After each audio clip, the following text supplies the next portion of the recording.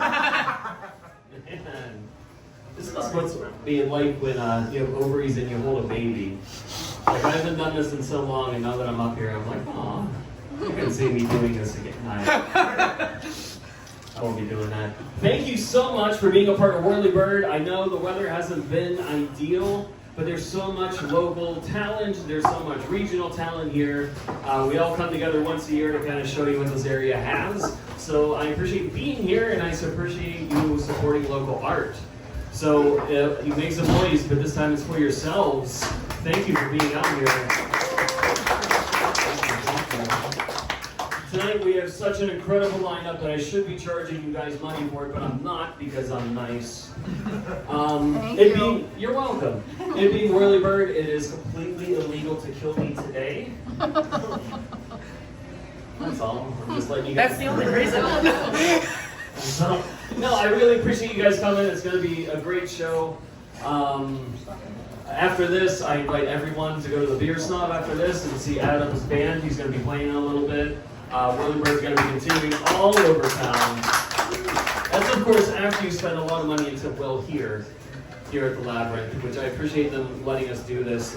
They do an open mic, I think, once a month or every other week here, so make sure if you like what this is or you want to try with it, if you see me up here and you're like, oh my god, that's easy, which I get, it's fine. Come on up and try it. We need more people here in Jamestown in the area.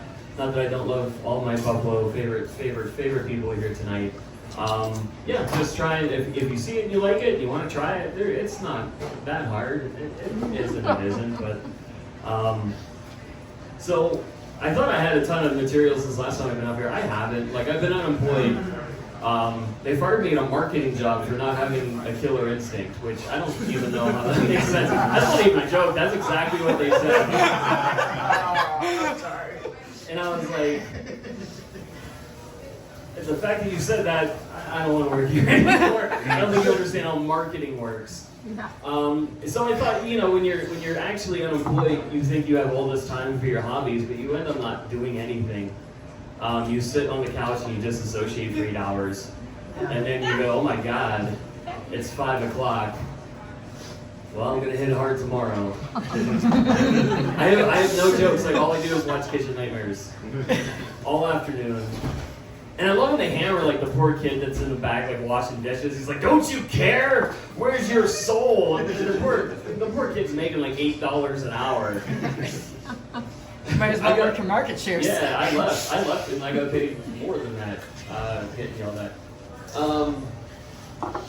That's all. I mean, I don't have too many great jokes. Like I said, I've been unemployed. I saw my mailbox when I was leaving. I was like, that's fucking embarrassing. Now everyone knows how thirsty I am for the penny saver. I have a box outside just for it. And that's what you get when you have all the spare time in the world. I found out my wife poops, which is crazy. She's staying home all the time after 8 years. It's actually our anniversary tomorrow, which is really cool. It'll be 5 years. And actually, oh, congratulations! 38 years. 38. I'm going on 5, but I'm my second one, so that's like 10 in dog marriages. I don't know how that works. Congratulations! Is it? It's today, right? Today. Oh wow! And you're here. I know. Oh, nice. Is this like the worst day for you? How about you over here? You guys probably had no idea that there was a show, huh? Did you? Is this a big surprise that this is happening right now? Okay. Is your night like ruined, or are you kind of running with it? Okay. Well, I appreciate you being here. Stick around if you like. We got some good comedians. If you like comedians, I'm not here to pick on you. I just want to make sure you're fine. So I found out my wife poops. After 8 years, I found this out, and I was like, it just ruined it for me, honestly. I was like, if everyone can poop, like, why am I pooping? I just stop. And that's it. Those are all the jokes I had that I wrote. You guys are in for a treat. If you guys like that, you're gonna actually love the people that came up here and told jokes. Our first comedian has been doing comedy in and out for a while, just a real staple of the community. He does absolutely everything. He's in like 99 bands. Less than that, more than that, around 99 bands. You're gonna really love him. We're gonna get him up here because he's pulling like triple duty tonight in Whirlybird. So everyone give a please warm welcome for Adam Gould.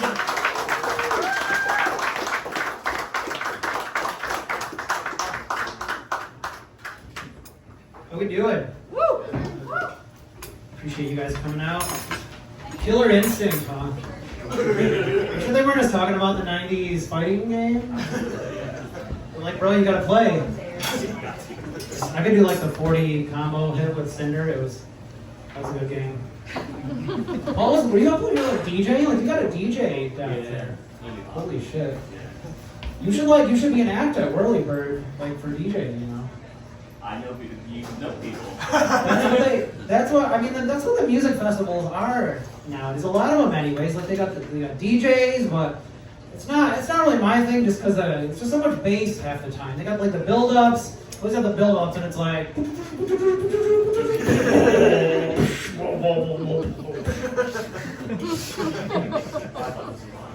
Yeah. Sounded exactly. I like treble. There's definitely a treble DJ. Where's the DJ that drops the treble? Like I want to hear.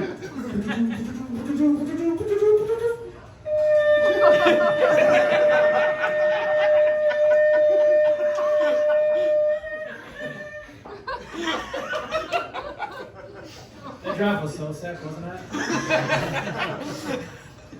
I'm gonna be a treble DJ. My treble's gonna be so high it's outside the range of human hearing. But if you bring your dog to the show, they're gonna love it. No, but I like music festivals in general. I've been to several, but I think one thing that music festivals taught me is that I don't know if it's so much the music. I just like doing drugs in the woods.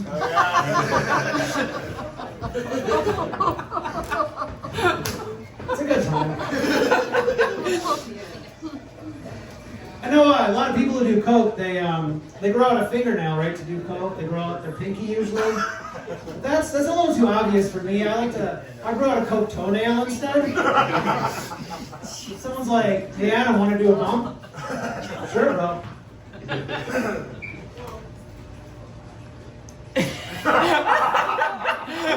can't even reach that far. You know what? My back's fucked up right now, so I'm not gonna put my shoe back on yet.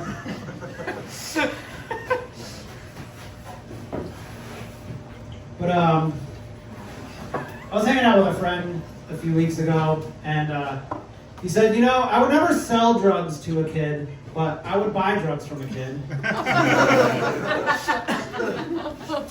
And I was thinking, if you buy drugs from a kid, and those drugs turn out to be fake, what are you gonna do about it? Like, you're gonna chase down a kid and kick his ass? It's a lose-lose situation. You look like an asshole if you beat up a kid, and if you get beat up, you just look weak. So the kid has no motivation to not rip you off, really.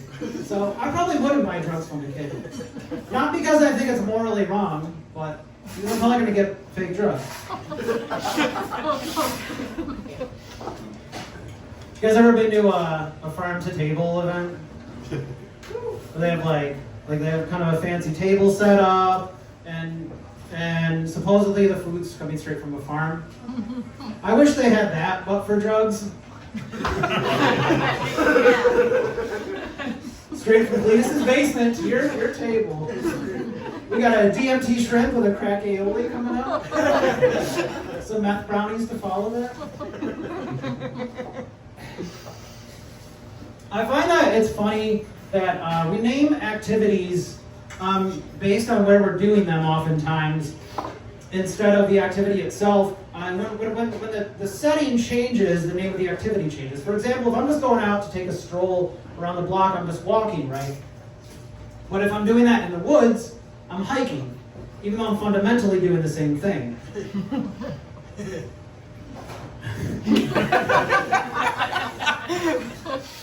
If I'm burning those woods down, I'm committing arson. If I'm doing it next to a pregnant woman's house, I'm having a gender reveal party.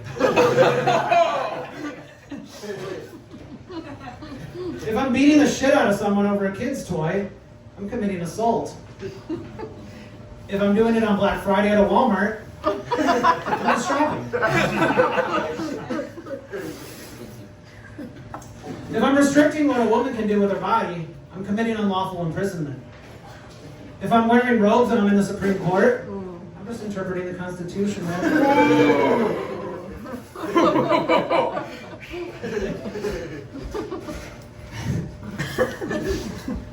So I'm the type of person that I'll do whatever it takes to win. My only problem is that sometimes what I do is a little misdirected. I'm just a little misguided. For example, a few weeks ago, I really wanted to win a chess tournament, so I started taking steroids.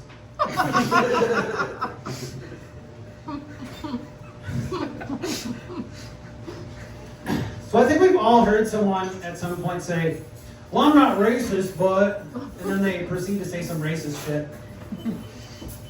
Do you think like people in white supremacist circles ever do the opposite? Do you think there's ever someone at a Proud Boys meeting who's like, well, I'm racist, but maybe we shouldn't judge people on the basis of their skin color?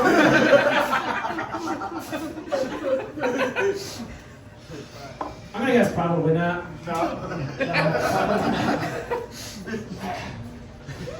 So as Paul said, I play in a band. And by the way, if you're not doing anything after this show, come over to the Beer Snob. We'll be playing until 11:30. But I was playing in a band a few years ago, and our drummer had this suggestion. And it was similar to what the Red Hot Chili Peppers did in the 90s. They played a show where they were completely naked, except they just had socks over their dicks. And he was like, yeah, maybe we should do that. And I was like, at first I thought, like, okay, that could be wild and crazy. But then I thought, like, I would feel really awkward shopping for baby socks.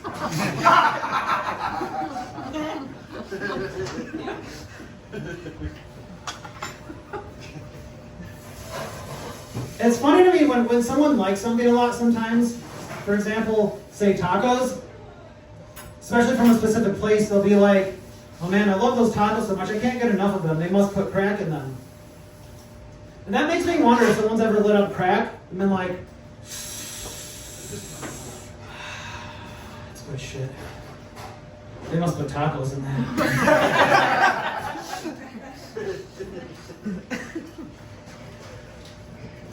So I think skateboarding's one of the coolest sports you can do, but it would be a little cooler if they named the tricks in radians instead of degrees. They're like, bro, that was a 2-pi kickflip, holy shit. You just pulled a 5-pi off that quarter pipe. Alright, you guys have been great. I gotta get over to the show, but we have an amazing lineup of comedians. My name's Adam Gould, by the way. Thank you, Paul. Thank you, guys.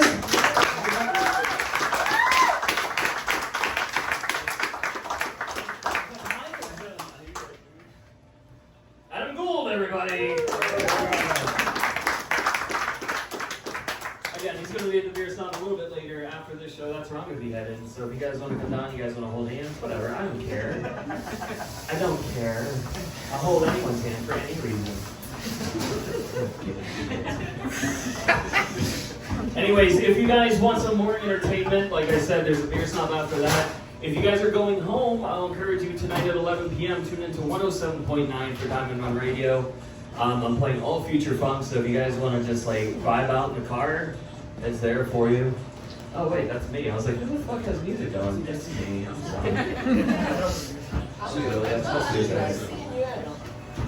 Also, vaudeville. We have a vaudeville show coming up on August 5th at the Beer Snob. It's going to have burlesque, it's going to have drag, it's going to have music, it's going to have dance, it's going to have comedy. It is a 4-act mega show, so you guys can pop in, pop out. It starts at 8, it doesn't end till 1 a.m., so we are going all night, and we're going to have a party all night at the Beer Snob. Right after Lucy Fest, all the big shows will be over. You guys can come down and hang out.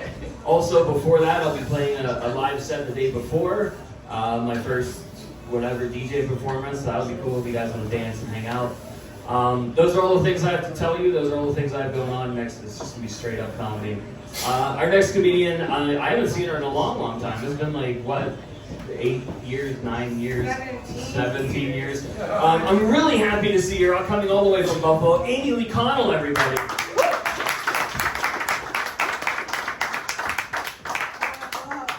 I have haven't even lived here for 17 years. No, I have been kind of absent from the microphone for a while. I've been doing I was doing less stand-up, mostly a lot of laying down these days. Mostly with my cheating in stirrups at Planned Parenthood. Hey, you win some and then you gotta lose some. Hey guys, what's up? I had kind of a rough day. I'm going, my uncle just passed away. Yeah, right? That sucks. And my boyfriend decided to break up with me on that day. So,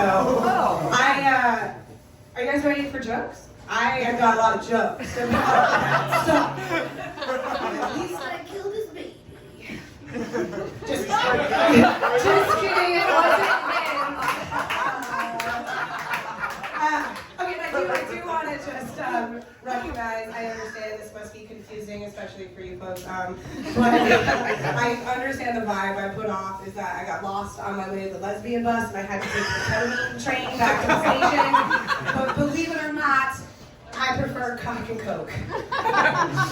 You don't get your feet in stirrups at Planned Parenthood when you don't prefer cock and coke. That's what they keep telling me every time I go back there anyway, and I can make different choices. Turns out, no, I like those choices. Okay, they are intentional, I'm fine with it. My mom's fine with it. If you know how my dad feels about it, please give me his new number.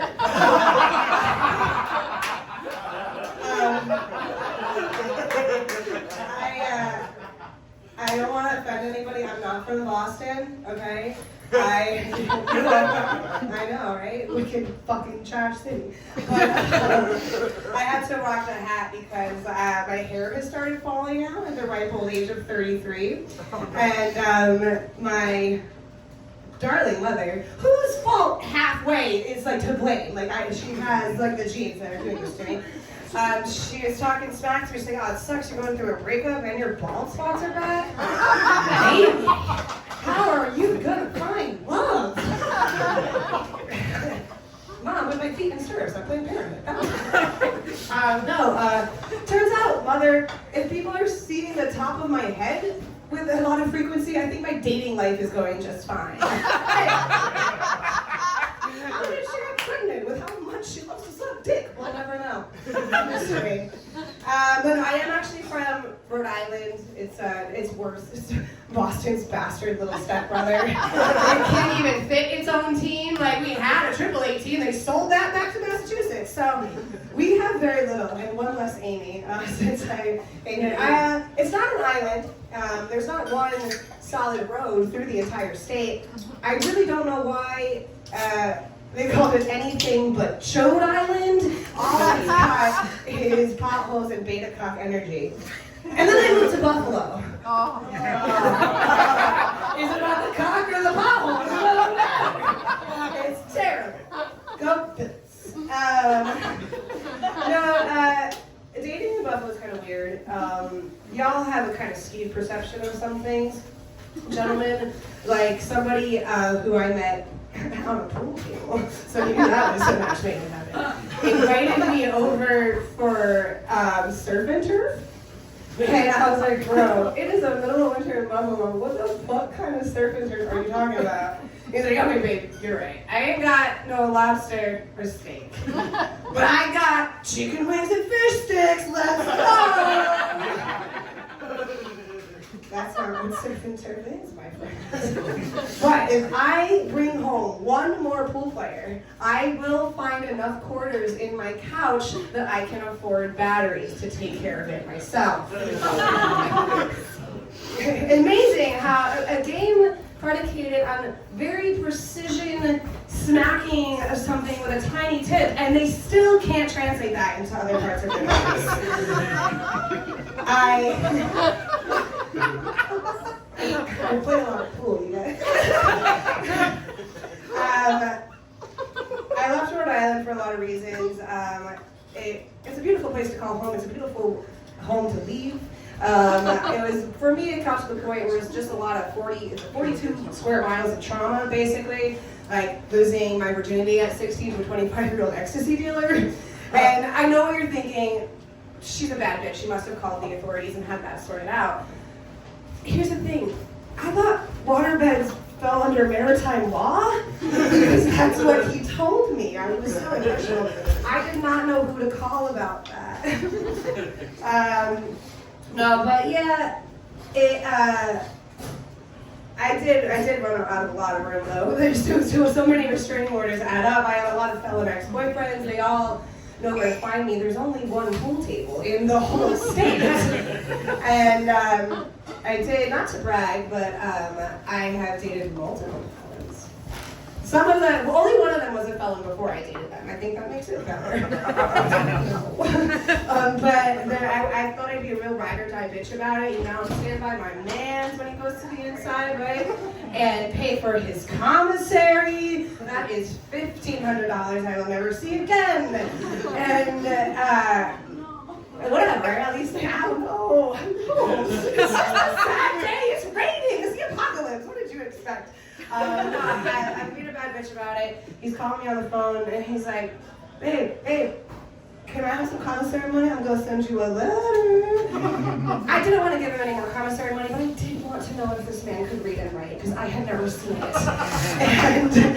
And I thought it'd be a nice quiz if he knew my address and zip code. And anyway, he's on the phone. We talk every day on the phone.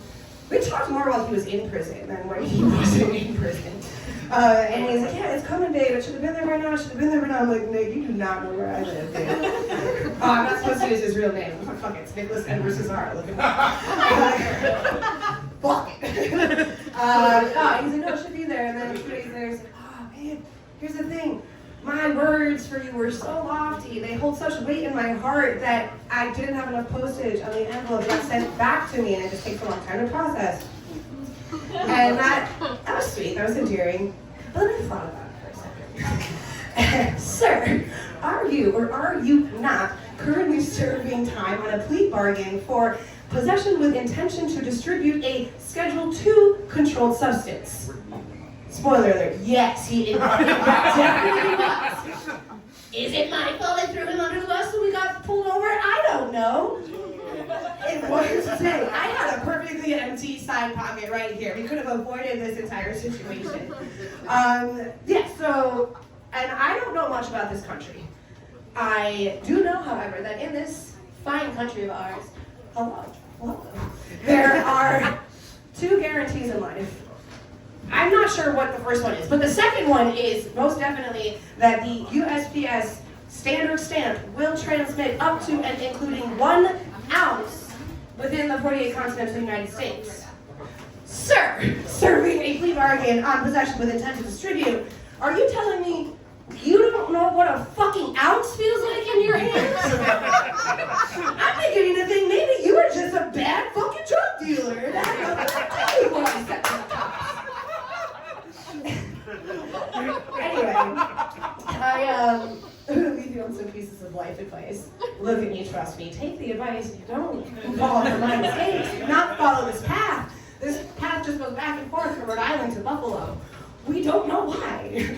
Where are they migrating? Don't fuck your drug dealer. Under any circumstances. Even if he's the only guy that texts you back that night. It is not worth it. You never get a good enough discount. And it only ends in one of 3 places. And your feet in stirrups at Planned Parenthood is the best option. Because playing Wendy to a bunch of lost books at the trap house just ain't it. And jail's really expensive, it turns out. Surprising. And besides, at the end of the day, how are you going to deal with the rejection when neither of them text you back? You know what I mean? Anyway, thanks for the time. Thanks for the thanks for being around. Have a great rest of the night. Immediately called, everybody.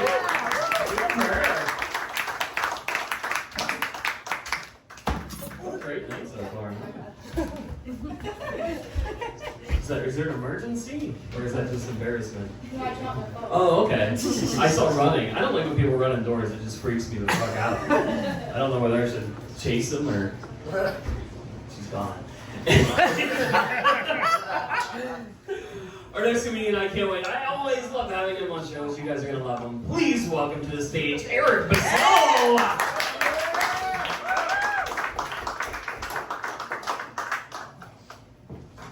Hi, hey everybody. How are ya? My name's Eric, and let's get this out of the way. I'm an empath. Yeah. I'm an empath. So what that means is, if I ever feel bad about anything, it's probably your fault. That's how it works.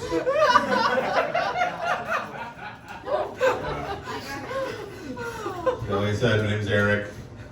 And don't worry, I'm a good joke writer. I get introduced as a good joke writer on shows sometimes. Like a lot. Like this next comic, he's a good joke writer. Like now you're gonna hear him tell jokes and perform jokes in front of an audience. But if they were like, if you were reading them on the written page, you'd just be, your sides would be splitting right now.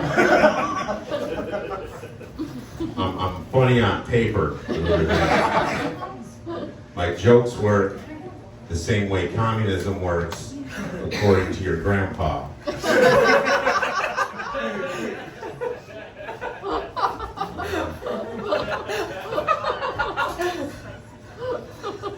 I've been doing comedy a while. I like it. I'm worried. I'm concerned that I'm going to become I guess what's called a hockey jersey comedian. I don't want that to happen. I've recently degenerated into sweatshirt comedian. So like hockey jersey is gonna be the next. I'm just gonna get enveloped in a hockey jersey. I get bitten by a radioactive Kevin Smith, and then I become a hockey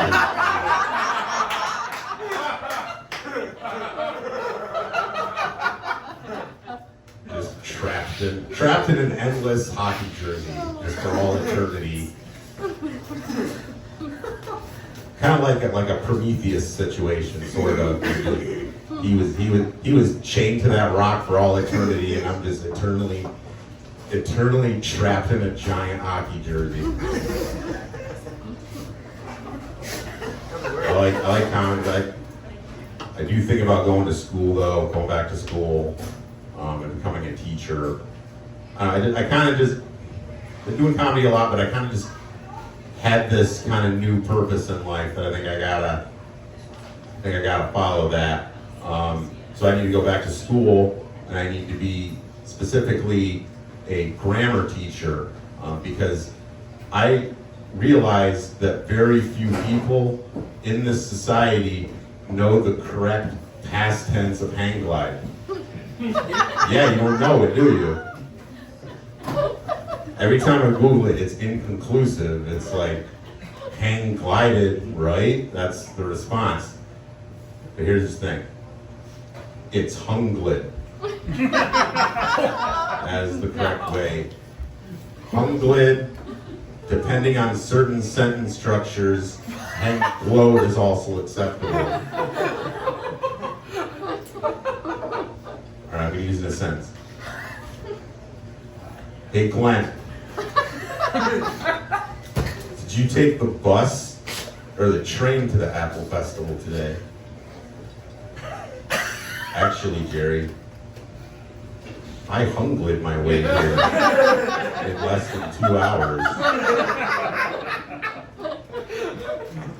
Really, Glenn? You hang glode all the way here? Yes, I did, Jerry.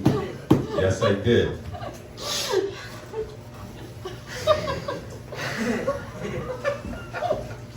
I went to a concert a while ago. I didn't stay for it. Like, I realized they were boy bands, So they were like, there were a lot of skinheads there. And not those kind of skinheads, like just the regular skinheads, or so that's what they say. But I don't know, I still felt uncomfortable. Like like there are non-racist skinheads. There were skinheads before skinheads got racist. So like the racists kind of ruined skinheads. And I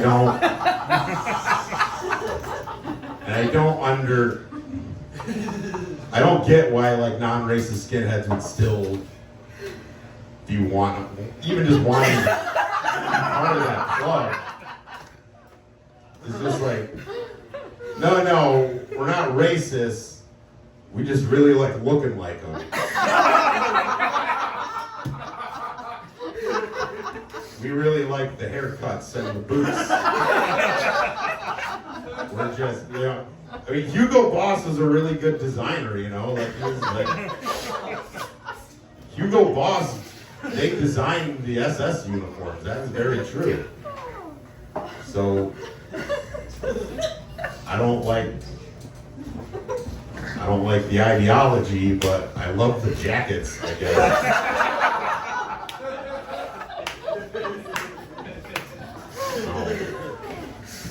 I don't like Nazis. Nazis are bad. Nazis are dumb. Like Adolf Hitler, or more like Adolf Shitler.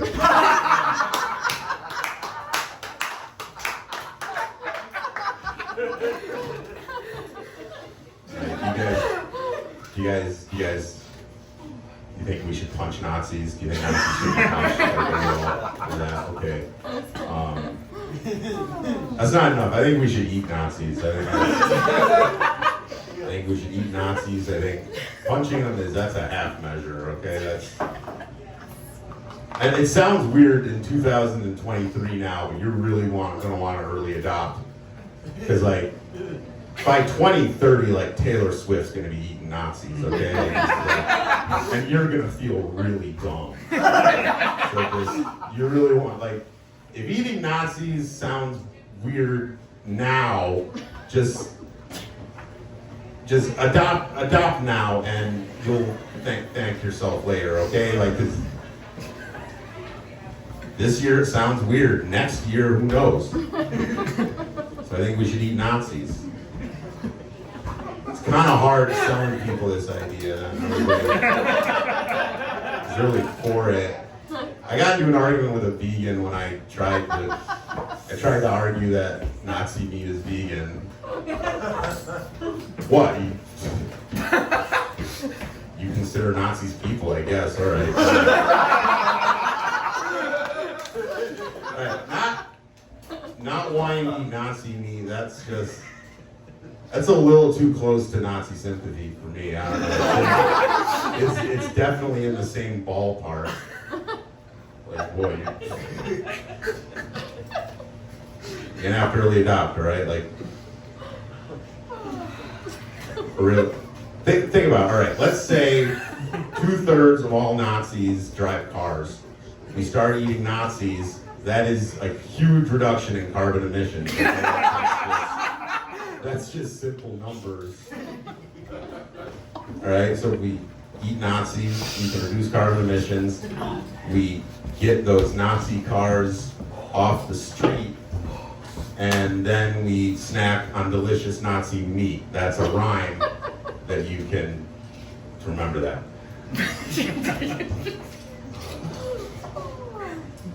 I like going to concerts. I usually go to metal concerts.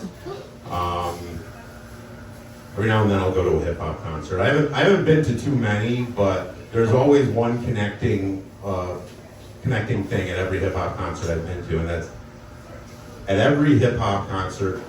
The first 2 hours, you're just watching their friends hang out on stage. That's all. And there's a lot of them.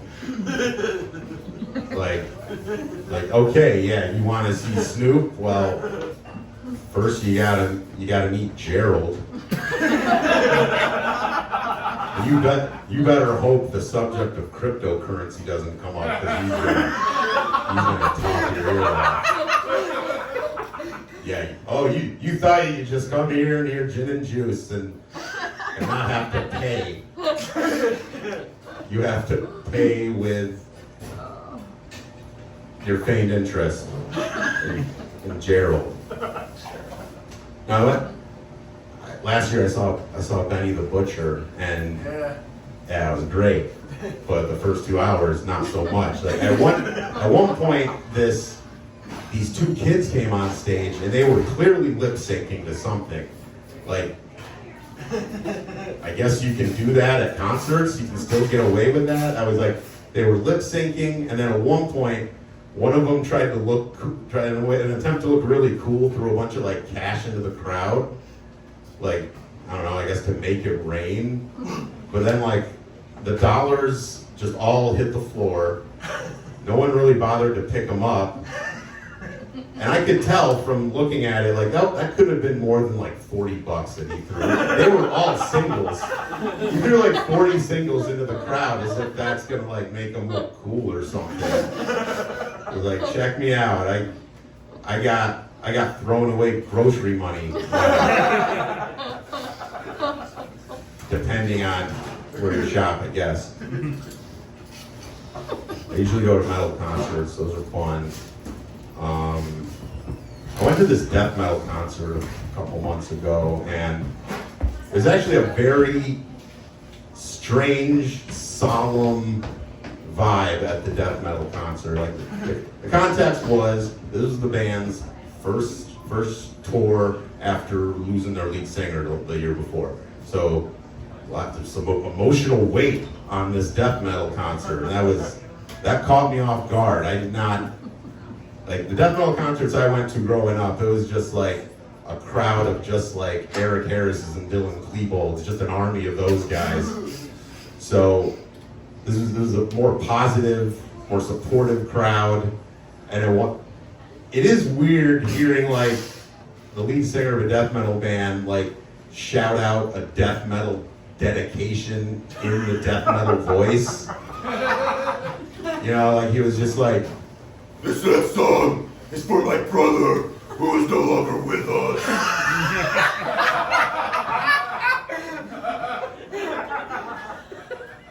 Be sure to check on the ones you love.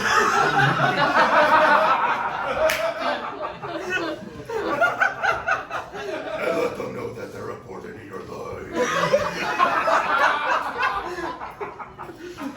did not expect that. And there was this one time where like I definitely realized I was the oldest person there, because like the lead singer demanded that everybody just drop and give him 20, and everybody actually did it, except me. I was like, no way, no, thank you.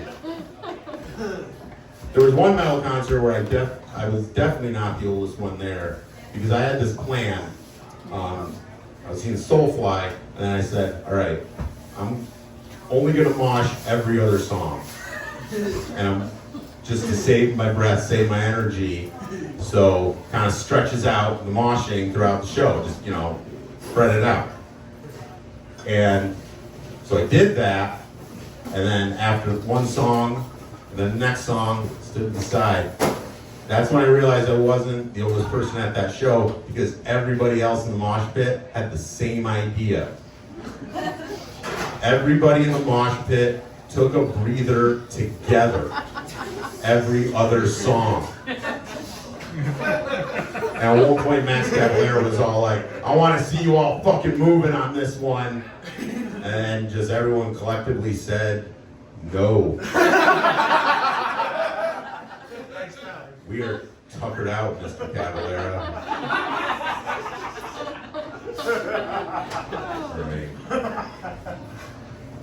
All right, I got two more. All right. I like country music. You guys like country music? No. Okay. I love country music. I'm a huge Toby Keith fan. Are there any Toby Keith fans here? Gotta do like Oh, come on. I love Toby Keith. He's great. And let me tell you about my favorite Toby Keith song. You're probably going to think it's going to be like Courtesy of the Red, White, and Blue or Beer for My Horses, but no. Here's This is my favorite Toby Keith song. It's kind of a deep cut, it's a B-side Toby Keith. Only the most dedicated Toby Keith alone know about this song. All right, and the name of the song is called I Would Totally Let Ronald Reagan Shit on My Chest.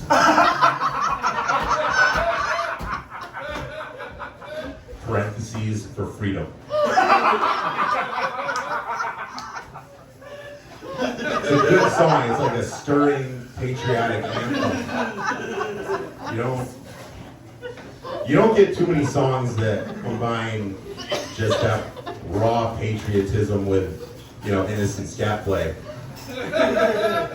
But let me tell you, Toby Keith did just that when he wrote I Would Totally Let Ronald Reagan Shit on My Chest.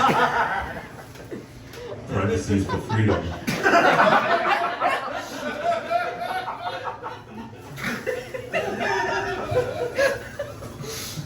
Sometimes he'll play it live. He'll play it live if it's whenever he feels like playing a second encore, and that's very rare. Very rare that Toby Keith plays a second encore. Everybody knows that. But when he does, he's gonna play.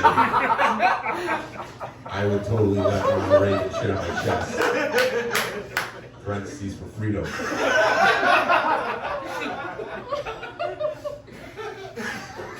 Alright, I'm an atheist. Anybody else? Yeah, it was cool when I was 14. Now it's just not cute anymore. I get it. This personality stopped being endearing I would say halfway through the first Obama administration. But I'm an atheist and I have been for a long time. If I had to pinpoint a moment in time where I realized that I was an atheist, I would say it was Nintendo. Nintendo made me an atheist. I don't know if you ever had a similar experience growing up, but one time I was invited to a neighborhood kid's house to play Nintendo games, and it wasn't until I got there that he mentioned to me, oh, by the way, I'm only allowed to play Christian Nintendo games. So I tried playing a game called Noah's Quest. I don't really do anything. You just go around collecting two of every animal. You don't kill anybody, you forgive them.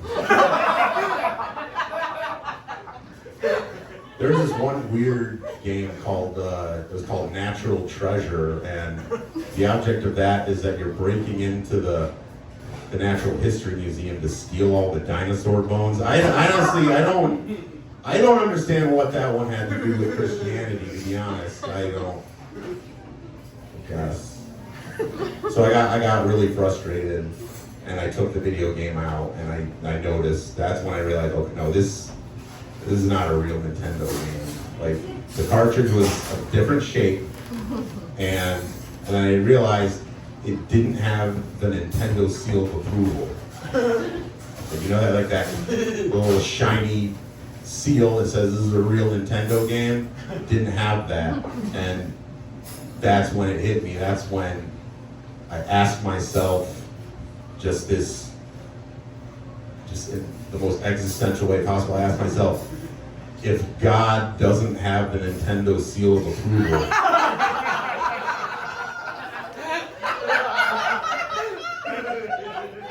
then who is truly more powerful? And so,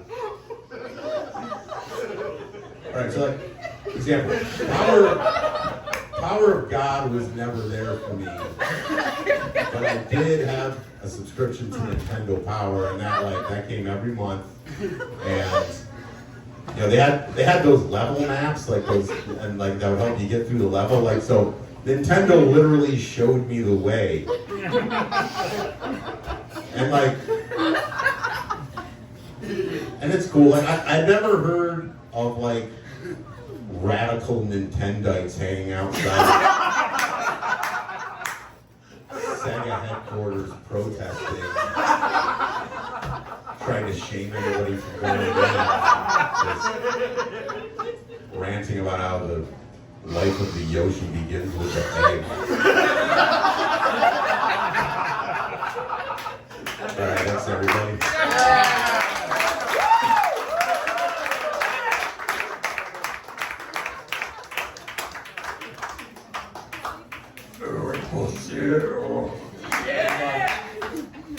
Yeah, that's just funny. Otherwise, I don't know. I'm just always happy when I'm entertained here. Thanks for being here, everyone. How was Spandalot? It was amazing. We have another run this weekend. Excellent. On the spring. Everyone come.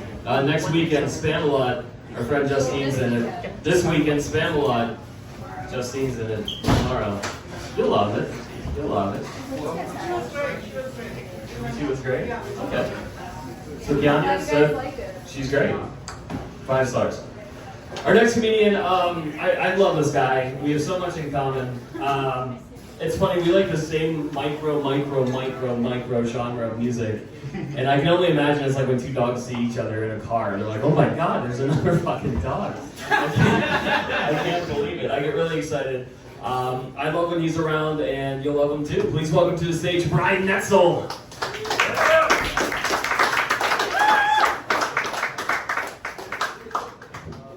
That's the only physical contact I've had in months. That was nice.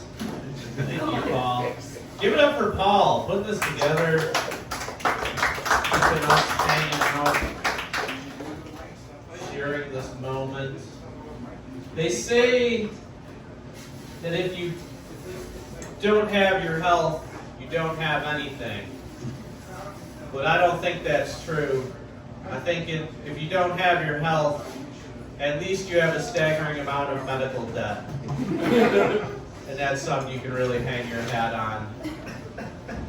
I'm glad, like, I do have my health, and I'm happy about that, because I don't need to start a GoFundMe, because I don't want to find out how few people actually care about me. Like, I don't want to start a GoFundMe for a deadly disease and find out that 6 people have donated $9 to keep me from dying. That's just, I don't need that in my life. I'm trying to be a better person. I've been getting into Buddhism lately.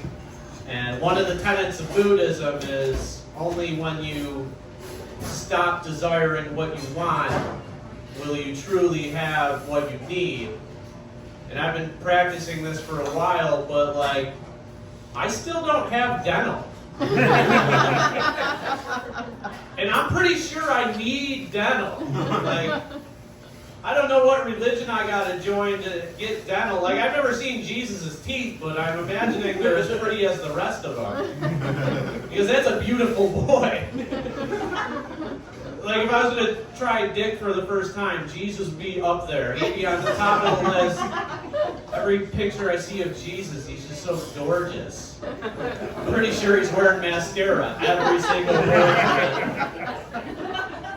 I don't know why the Romans did that. Maybe they had something to do with the orgies. I'm not sure. Oh, that's my religious material. That's as controversial as I get. I know you're probably up here saying, oh, look at this liberal hipster. And that's a spot-on assessment, if we're being honest. That's like fairly accurate. But I grew up super duper redneck. Like, you guys ever grow up in a place where people use lawnmowers as transportation? Right? You guys can identify with that, right? You ever see someone get a DUI on a lawnmower? That's like redneck world star. Like, what do you tell the cop in that situation? Like, pull over. He's like, I'm already on the shoulder. What do you... You had anything to drink today? Yeah, I'm mowing the lawn. It goes hand in hand. How many beers did you have? All of them. I'm mowing the lawn. Like, what excuse do you use in that situation? Like, sorry, I was mowing the lawn and I guess I just got lost. Figured I'd just keep on going. Grew up in a redneck neighborhood. I used to live in a tiny house. Some of you guys might know it as a trailer. But you think about it, like a tiny house is it's just a trailer, really. That's all it is. You're in a trailer park. The only difference is a trailer has roommates and easy access to Vietnam veterans. That's the only difference. Our trailer was it was a double wide, but it was end to end, so it was super narrow hallways. So we didn't have homeless people in my hometown. We just had people that decided to live outside, which is pretty ballsy in upstate New York, right? Because it gets real cold and there's mountain lions. Like one day I looked out in our backyard and I told my mom, I was like, Mom, there's a guy back there in a tent. And she's like, yeah, that's Roger. Who the fuck is Roger? Is he helping us pay the mortgage? What is going on? Why does he live in a tent? Where are Roger's parents? I was one of the smart people in my town. But you can't grow up smart in a redneck town and expect to do good things. The only thing that happens is you become the best at redneck shit. Like, I didn't have the opportunity to become a lawyer or a doctor. You know what I got good at? Drinking and driving. That was it. I got 2 varsity letters in DUIs.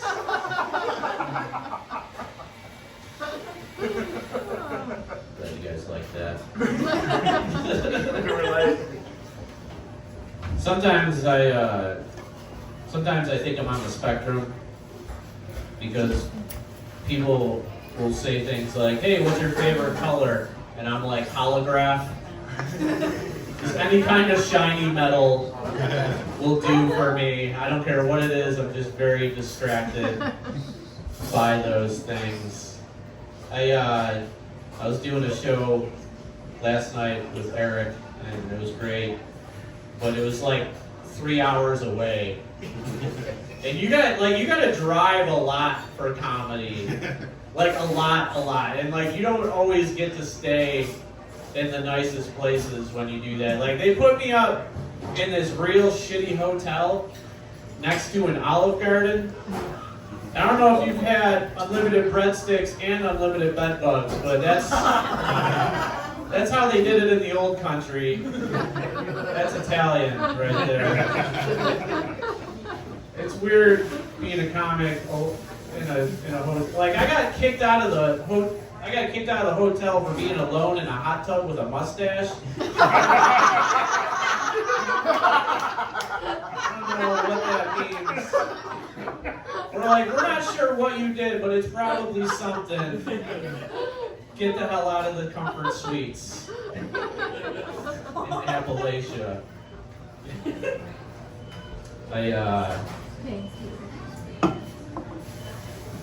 I'm recently single, which is nice because I can finally stop pretending to believe in astrology. Because dudes won't believe anything to try and get laid, and astrology's right up there. Like I've had countless dates with people that are like, on the first date, they want to know the day and time I was born. And then they drag out this book that's like 7 times the size of the Bible to open up a page and see if we're compatible or not. But like, don't use the cosmos as a reason for why things are the way they are. You know, especially if something bad is happening in your life. Don't use Mercury in retrograde to explain your car getting repossessed. Like Saturn didn't repo your car, Bank of America did. It wasn't the Cosmos. Like, you're not a Libra, you have Asperger's.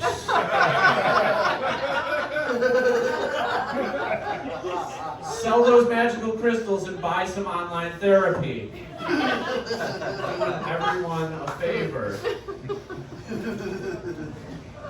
The last person I dated was non-binary, and they told me that because I dated someone who was non-binary, that no longer makes me straight.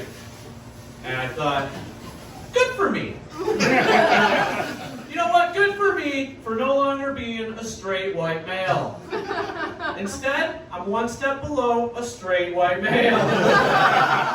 Still love vagina, only now it's super progressive.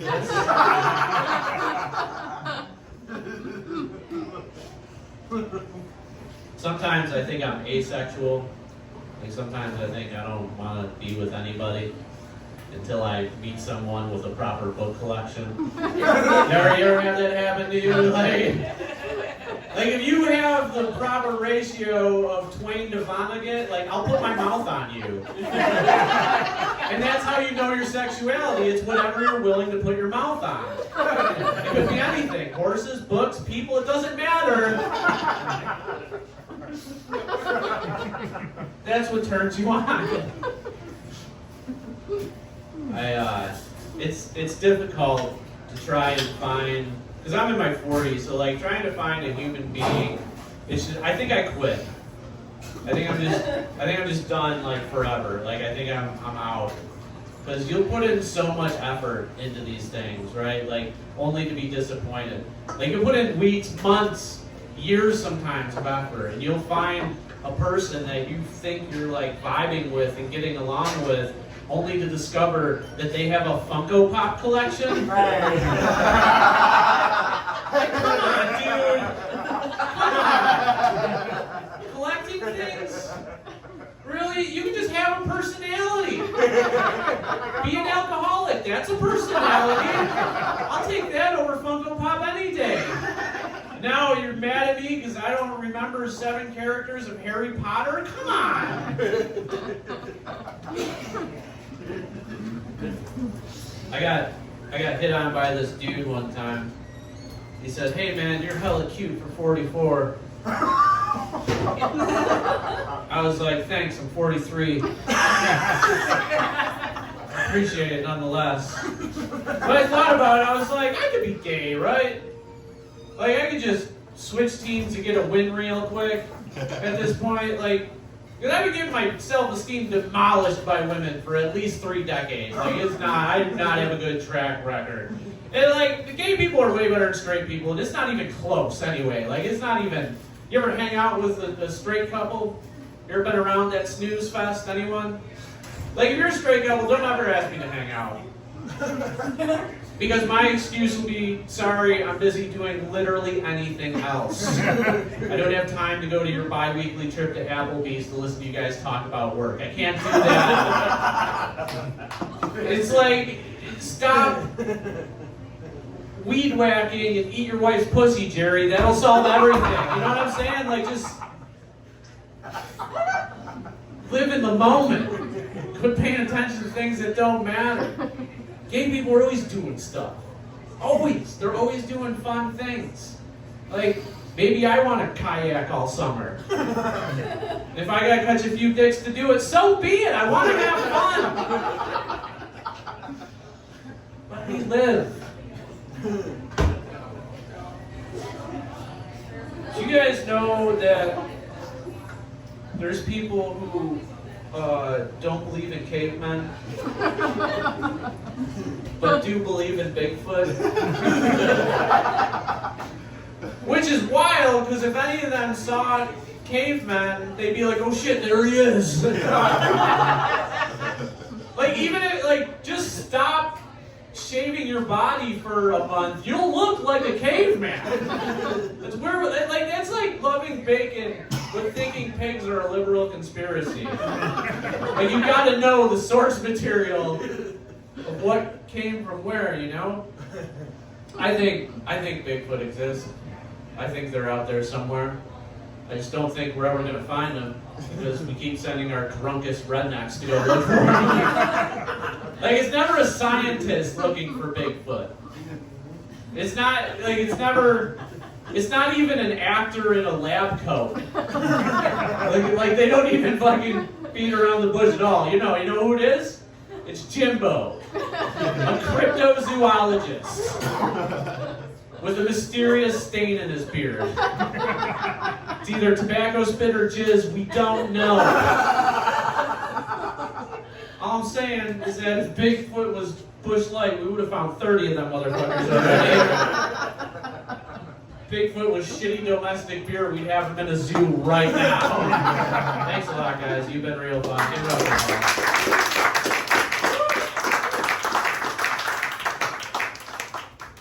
Brian Metzler, everyone, keep it going for him. Also, I got stickers back there. If you guys want stickers, come see me.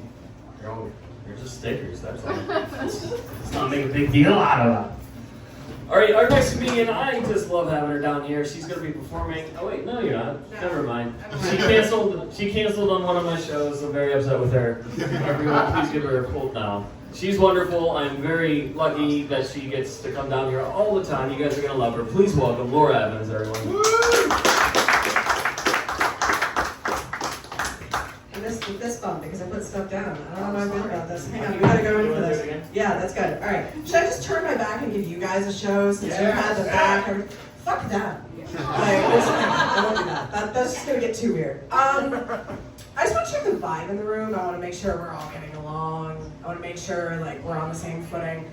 If you like all of your own social media posts, that's a red flag. If you heart or care react to your own post, you're a narcissistic sociopath. Like, we don't need a diagnosis anymore. Okay? We don't need psychiatrists, we have Facebook. I just come up with a nice way to tell somebody that they don't have main character energy, and I failed. I failed so hard because I told them you have overambitious extra energy. Like the extra that just like goes too hard, the extra that steals the scene because they look a mess, the extra that you like rewind the DVD 7 times just to freeze on like a horrible facial expression. Just me, okay. That's fine. Where are my poor kids at? Okay, good. For a second I was like, this is Jamestown, you're all liars. When did you find out you were poor? Was there like a moment? Did anybody else have a moment where you were like, oh, shit? Okay?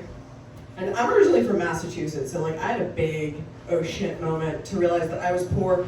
The thing that was my undoing was the phrase, finished basement. Okay? Finished basement fucked up my life. Because my friend said, hey, come over and hang out at my house. My parents have a finished basement. I'd hope so. They build houses from the bottom up, not the top down. Jesus, are you sure you're not the slow class? And then I went over to their house, and I realized what a finished basement was. There's a bathroom, there's an extra fridge, your brand name toilet paper and Kleenex? Jesus.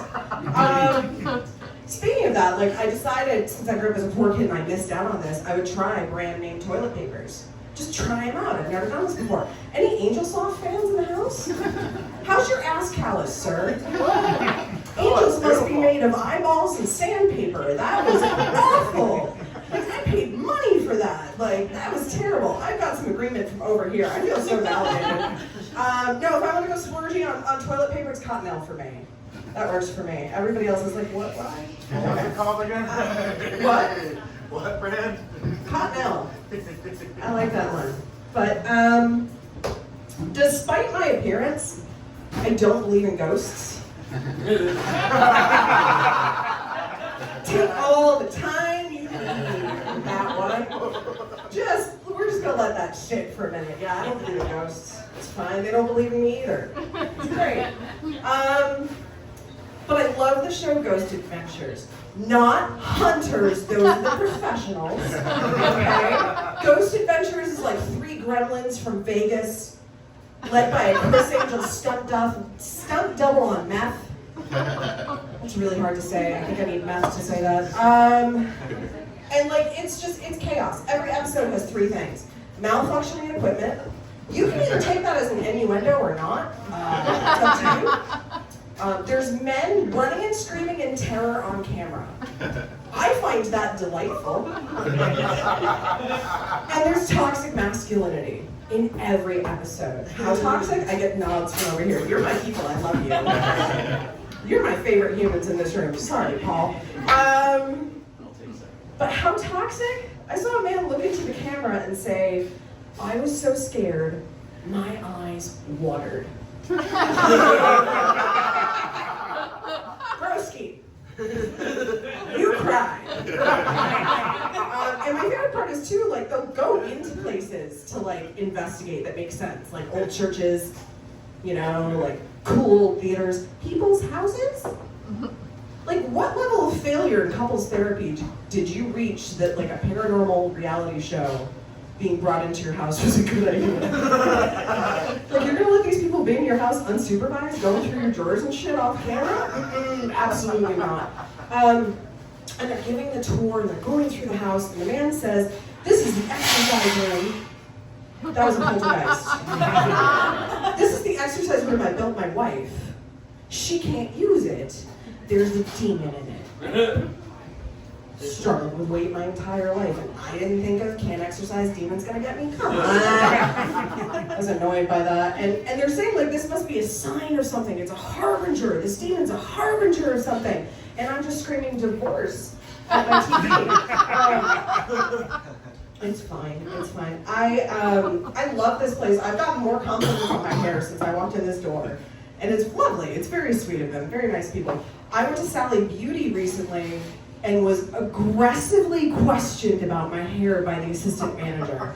Like, she kept asking me, but like, how do you get it curly? So I told her my whole method, the products I use. But how is your hair? She just wouldn't shut up. So I finally turned around and I said, Judaism. It's 2,000 years of suffering, you get great curls. And then I went to check out and she gave me a free sample, which I thought was nice. So I got to the parking lot and I read it and it said henna and placenta. Placenta, like placenta, okay? And I'm like, is this a threat? Are you coming for my firstborn? And then I read the back of it and it said not tested on animals, but animal sourced and cruelty-free. One of these things is a lie. Okay, one of these is not true, and I don't want to throw it away because like that's when the trash bag will break and the trash guys are gonna see it and be like, what is this lady putting in her hair? I don't want to be the weirdo. I don't. I live in Buffalo. For those of you who are not from Buffalo, I'd like to explain something so that you are prepared and can avoid like seizure-inducing road rage. Buffalonians will aggressively run red lights slowly. 3 miles an hour through a yellow. I'm from Boston, just turning into a Tasmanian devil behind the wheel. And the first time it happened to me, I was like, maybe there's something wrong with the car, so I rolled down the window. This is old people rolled down the window, and new kids just do this, right? Okay. So I rolled down the window to listen. Car was fine. The second time it happened to me, it was a huge intersection. 4 lanes one way, 4 lanes the other way. The person is not going. It's a yellow light. I'm like, come on. So I give him a little beat. Not like a Luda, move bitch, get out the way honk, but a little like, as they're trying to come through this light, I'm like, come on, just do it faster. We're all going to get through. They hear my honk and put it in park. And everybody looks at me like I'm the asshole. So just be prepared. It's a different world. I forget things a lot. I forget that it's important to note context with acronyms. Correct? Yeah. So I was in the middle of Walgreens and I said the following phrase with no context. I put too much on her rear end too fast and blew out the BBW. I was in the feminine care aisle, and what most of you and everybody at Walgreens heard was I was with an additional large woman, and I did horrendous damage to her rear end that I am now shopping for tampons to fix. BBW in my case stood for brake by wire, because I was driving a car, which I did very quickly after getting kicked out of Walgreens. I was born in the mid-'80s, early to mid-'80s, and I grew up watching TV occasionally. And some of the ads stand out to me, and some of you will remember this, and some of you won't. I apologize. Sorry for you too. I'm gonna guess. You look very young. But there was this genre of commercials by one company. There was a ton of them, and it would feature the same thing. It would be a bunch of women standing around talking about what they had for dinner the night before. And one woman would say, I had 4 gummy bears and a glass of wine. And the next woman would go, I had cold pizza crust and a chicken nugget. And then the next person would be like, I had spinach. And then another woman would describe in detail an ordinary meal. I had penne with robust red sauce chicken and mushrooms, and they turn on her. It's vicious. They're all turning like, how dare you have a nutritious dinner? And she goes, oh, it's okay, it was a lean cuisine. What in the intergenerational eating disorder was that? Like, that explains so much. I am coming up on my it's this summer, my 20-year high school reunion. And I didn't go to my 10-year because I didn't get an invitation. And I found out why. I went home, back to Mass, a little while after the reunion, and I'm in the grocery store, and somebody comes up to me with eyes about this big, and I'm thinking, I didn't age that badly, what are you doing? Like, and they say, you're supposed to be dead. How'd I die? They didn't know, but they said at the reunion you were listed with gone but not forgotten. I'm here. You just forgot. Very forgotten. Which is totally fine. I love laughing at Ghost Adventures because I go on a lot of bad dates. Like a ton of bad dates. Like I'm 38 and single. This is an adventure. That's what I tell myself before I go on a date. I'm like, it's an adventure! Just hyping myself up in the mirror. And like, I went on a 3rd date with somebody recently and he said, come back to my place, I have a hot tub. All right? When you hear the word hot tub, you expect a hot tub, like something on a deck with hard sides, plumbing, electrical going to it, maybe some lights.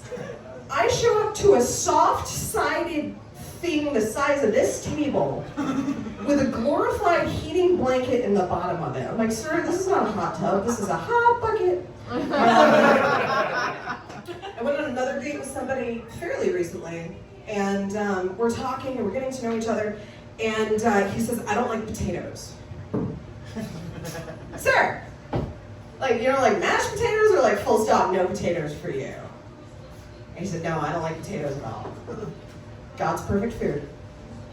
Worth starving over if you ask the Irish. I can say that, I'm not in Buffalo. And he's like, yeah, I don't like potatoes. I'm like, all right. So I took him home and I locked him in my exercise room because clearly he's a demon. My name is Laura Evans. Thank you so much for playing along.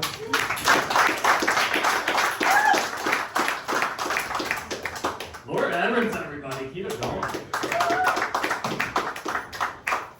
Remember, I realized when I was poor, my parents wouldn't give me Trix cereal, they got me Pranks instead, and like Trix always had like, I wanted like the MC Hammer whistle, right? And they just had a sticker in it that was fruit flavored, or fruit, it smelled like fruit, and it smelled like the cereal.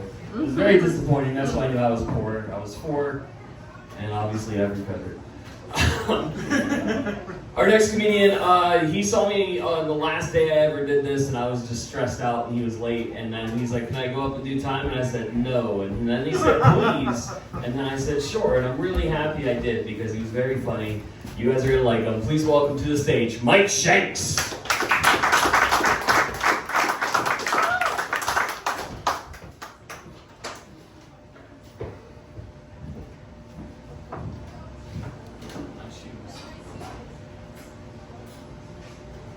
Thank you.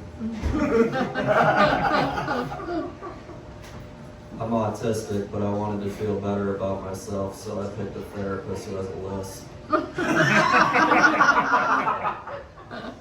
She goes, "Wow, you're really artistic." I said, "Thank you, lady. I already knew that."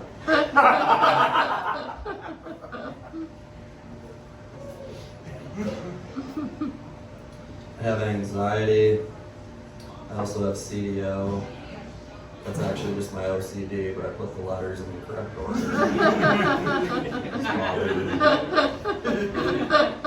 It's bad, you guys. It's bad. My OCD is real bad. I give you an example. I garden from time to time. And I even go as far as to put my plants in alphabetical order. The other day, my friend goes, "Where do you find the time?" I said, "It's right next to the rosemary."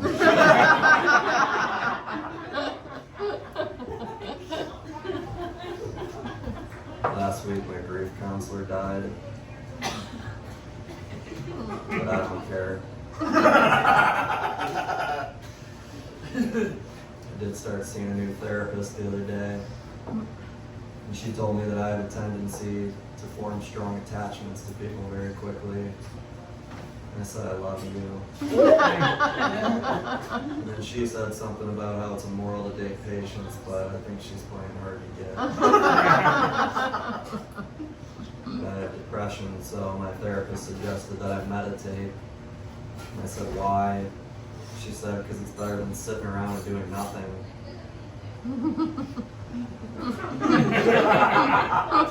And I told that to my friends, and they said, "You need a better therapist." And I told that to my therapist, and she said, "You need to stop talking to imaginary friends." They both make good points. I get really lonely on my morning commute, so I started gluing an empty baby seat to the top of my car.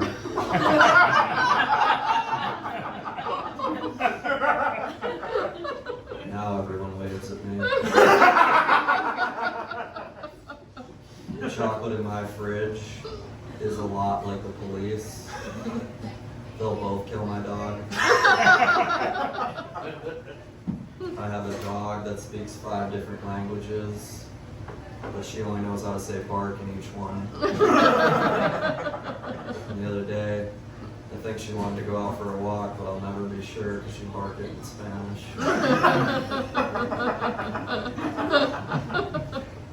I have a 3-legged dog. Her name's Trippy. It's not flat. I was going for a ride the other day. I put her in the passenger seat.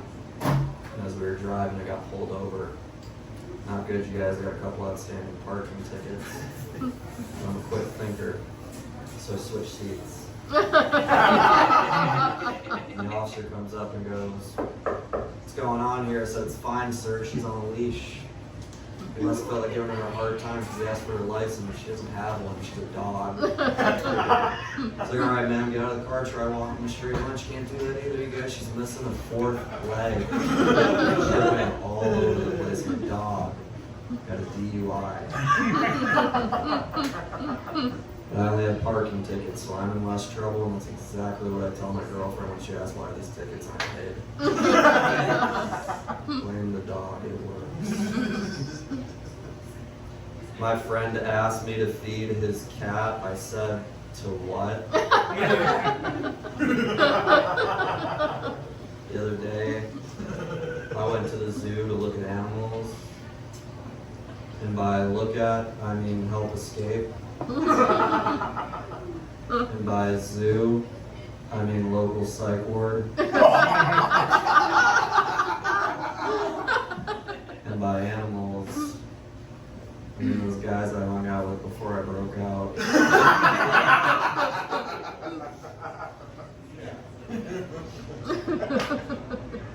I think before crowbars were a thing, they probably all just drank at home. Sorry, that joke's usually a murder.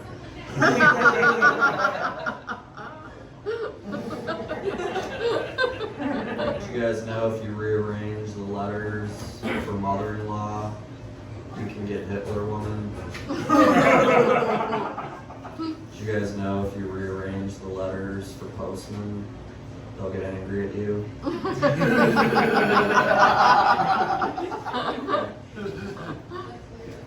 I just made a New Year's resolution to start doing things on time, so that's not going well. I used to have a water bed. I filled it with spring water, now it's a trampoline.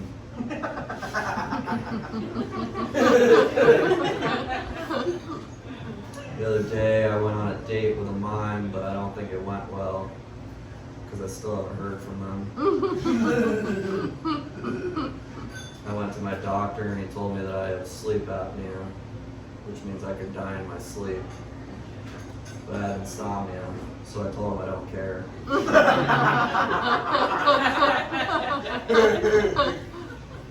I live in a bad neighborhood, so I sleep with a knife under my pillow. But I'm an optimist, so I do it in case someone breaks in with a birthday cake.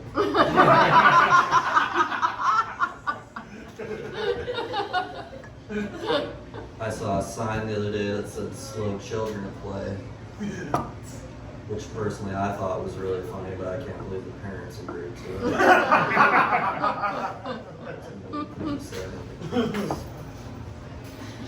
I wrote a joke about my friend's dog and it bombed, so I threw it away. And then I also got rid of the joke. No, I'm kidding, you guys. I'd never throw out a joke. My ex-girlfriend was a real freak. She loved being tied up. So she would always stay late for meetings at work. I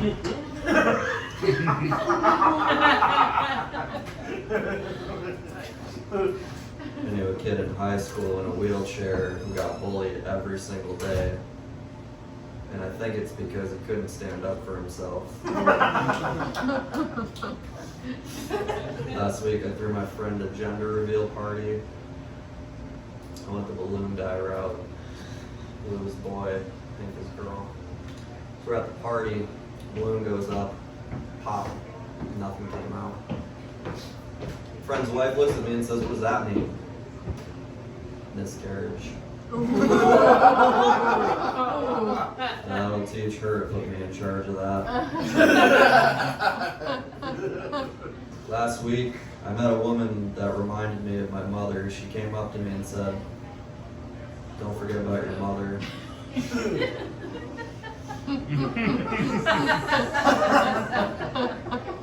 I'm out a lot smarter than I thought. Because the other day, I bought a puzzle that said 3 to 8 years and I finished it in a couple hours.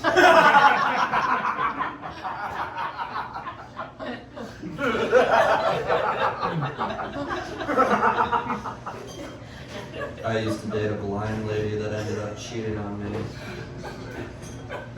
I didn't even know she could see other people. Last week, my house got repossessed because I forgot to call a priest and an exorcist. My friend asked me if I knew how to drywall. I said, "Yeah, use a towel." I played hockey my whole life. My dad used to coach when I was a kid. We both grew up watching it. I just got really fascinated by professionals and the pregame rituals. Did you guys know that there are some hockey players that won't have sex before a game because they're just not that into each other?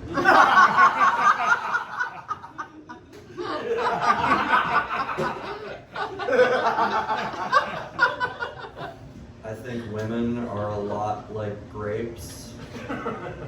Sometimes they're at the store.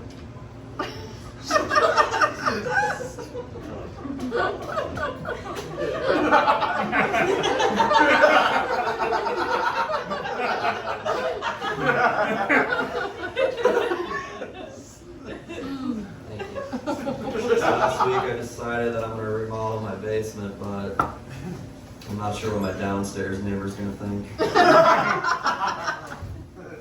I think we could save a lot of cats' lives if we just went ahead and put Curiosity in jail. I was thinking about my friend the other day. We passed by a cemetery and he pointed to it and he said, "How many dead people do you think there are in there?" I said, "All of them." To be honest, people really make me sick, but I think it's because I'm overcooking them. Last week I stayed at a hotel for clowns. It was so inconvenient. They had over 200 rooms and only 3 parking spots. My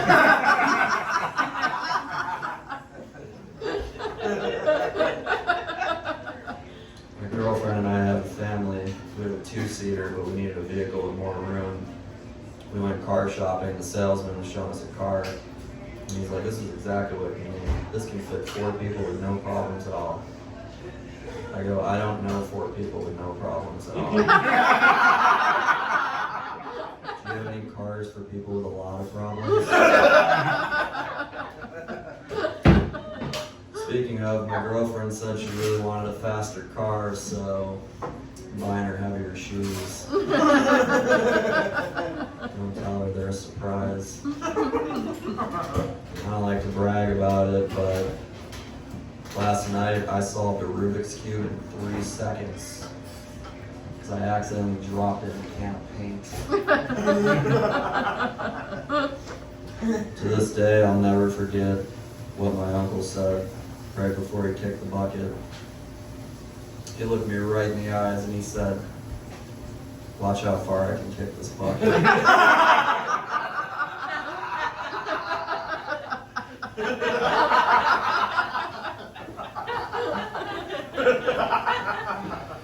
If the human population formed a line around the entire Earth,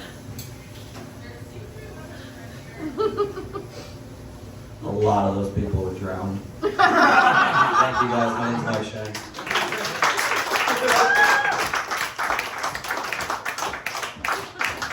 Mike Shanks, everybody. If you like that, he's actually performing Sunday, August 6th at the Spire, right? Yeah, come see him. I don't know if it's free, not free. It's $10. $10. 15 at the door. That's fine. That's peanuts. Our next comic, we got 2 more comics. They are some of my absolute favorites. You're gonna love them. The biggest sweetheart I know, Jesse Winterholer, everyone. Give it up for him.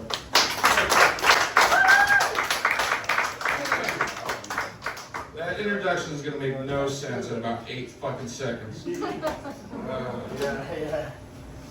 I made it here. We were traveling through a pretty intense fucking rainstorm, right? Like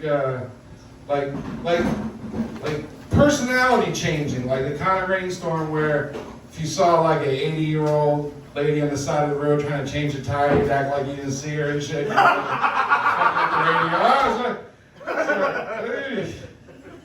It was raining. Everybody's shitting on our lovely hometown of Buffalo. There's been a lot of shots thrown at Buffalo. I tell you, there are parts of that city where you can stand where you can only see 2 abandoned factories. That's not beauty to you. I don't know what it is. We have wonderful things to do like cocaine and... Yeah, I'm starting to feel estranged from my friend group because I can't afford a coke habit. You know what I mean? Like, you ever notice your friends are hanging out in the bathroom a lot, just pretending they really like graffiti and shit? Sniffling graffiti enthusiasts. Those are my friends. I can't even hang out. But I get jealous because of the support, the love and support that cokeheads have for each other. I don't know if you know this, but like comics, you know, we're all in group chats, and like all the coke people, they're all like, "You have enjoyed some of them tonight." No, they're like, you know, "Oh man, we're ready, you know, we're gonna do it, but hey, we're gonna be safe. We got test strips, we got the Narcan, you know, we got everything, we're ready. And you know, if your feelings are bad, you know, we're there for you." Well, dude, I'm eating myself to death every night, and nobody gives a fuck. I'm never gonna walk out in my living room and there's like a circle of my friends being like, "Dude, put the pudding down and let's talk about your childhood or something." And plus, cokehead, your cokehead rock bottom stories are like, "Yeah, in 2003 I had fuck the cast of Stomp or something. You know what I mean? Like, mine is like, I was so embarrassed of the shit I ate at night. I used to break a window and tell my wife we got robbed and shit. You know what I mean? I don't know, honey. It must have been the handfuls of lunch meat bandit again. I don't know why that's our house so much. That's a boring story. My death certificate is going to say butter on it. That's so depressing, man. Oh, man. I'd rather get fucked to death by the Crask and Crow Stomp any day. That is a random reference, but one I think we can all enjoy. I'm getting rich doing this, as you can tell, in this free show that we're here having tonight, that I risked my life to come to for free. Yeah, I'm doing great. I am not. I am fucking poor.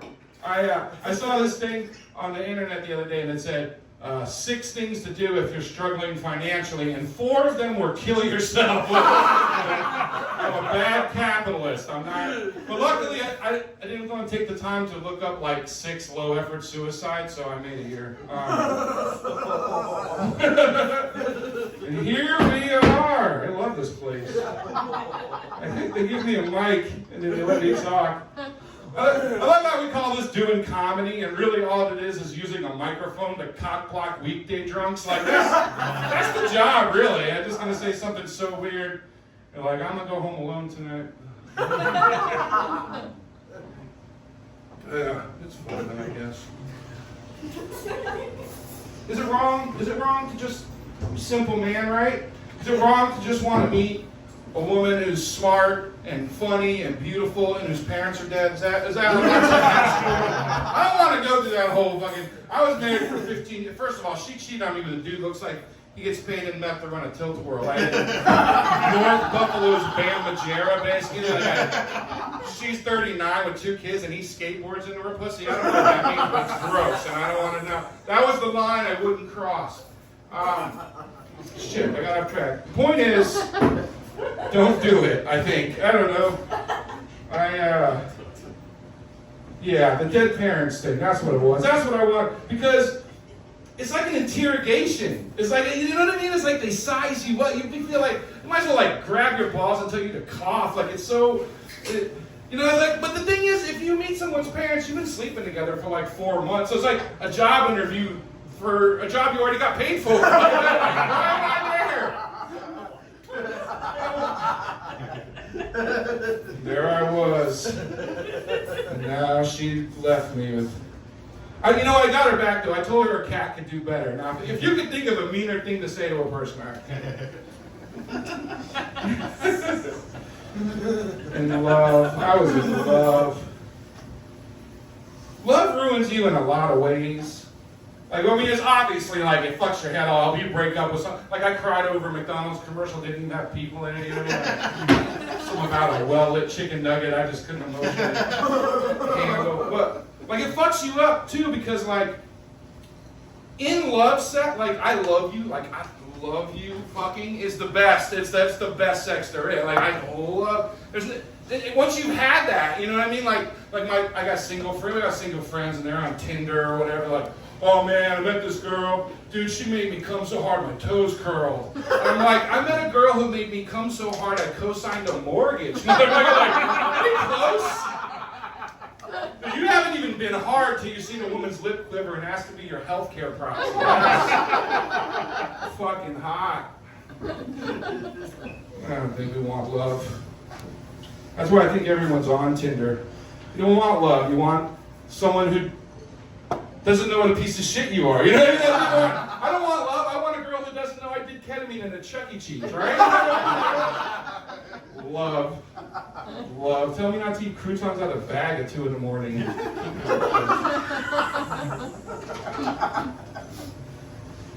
Love is terrible. When I say I did ketamine in a Chuck E. Cheese, people say, well, that is the whitest thing anyone could ever say. And I'm like, no, the whitest thing anyone could ever say is, boy, am I glad to see you, officer. That's the whitest thing.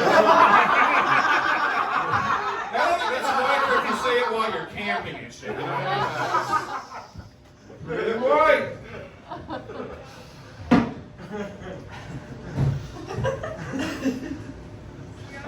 girl who ever really loved me was the girl I met at a rave who shared crack with me. People don't share crack. That's true. That's true. Nobody's ever shared. You ever tried crack? It's great. It even tastes good. It's like a good time. I don't know why. But like, nobody, people really like their crack. They hold on to that because she didn't even barely know me. And people will say, like, the purest love that anyone ever feels is the love that a parent feels for a child. Dude, people trade their kids for crack all the fucking time. You never went to a party and there's like, hey, there's crack on the table, help yourself. No, people hold that shit close. She loved me, is the point. Someone loved me. And I don't know what her name is because we were on crack. But hey, that's not the point of the story. I don't think there is a point to any of my stories. Oh shit, why are you listening to me? I make everything sound miserable. I have a unique talent to make everything miserable. Like, even that, I bought this sponge called the Scrub Daddy. You guys ever seen the Scrub Daddy sponge? Is there a happier, sweeter thing you could put in your house? Just a little ray of sunshine, smiley face looking up at you on your sink and it is the shit, right? Like, it cleans dishes like never before. And there it is, and it just smiles at me and it cleans my dishes. And I repay it by slowly tearing it apart. Like it's a little smiley face, and then you use it a few times, and at first it's like just looks like it talked back to Ray Rice or something, right? But then you just keep using it, and it gets more fucked up. And then it has doesn't look like a face, like how Madonna looks now and shit. Have you seen that? And then you just keep doing it, and the jaw ripped right off. It's like fucking end stage Roger Ebert on my set. You know what I mean? It's not even a sponge. It's a metaphor for the frailty of the human condition. And I just want to wash my dishes. I had to admit to myself that I killed it. The sponge helped me have clean dishes, and I killed it. It stung me in here, you know what I mean? Second one was a little less. Third one, by the fifth one, I'm a fucking war criminal. My taco bay is not closed, it's in my kitchen. You ever seen a sink, a sponge in a stress position? I fucked it up. Anyway, I torture sponges. The last one I tore in half in front of the new one just so it would know there's no God.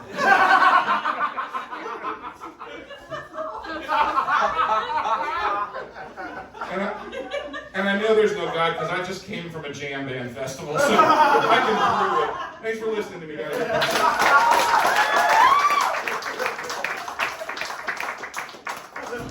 Jesse Holder, everybody. Man, what a ride. Our final comedian is, again, one of my favorites. I booked all my favorites for this one. I'm so happy that he's here. You guys are going to love him. Please welcome to the stage, John Lockwood.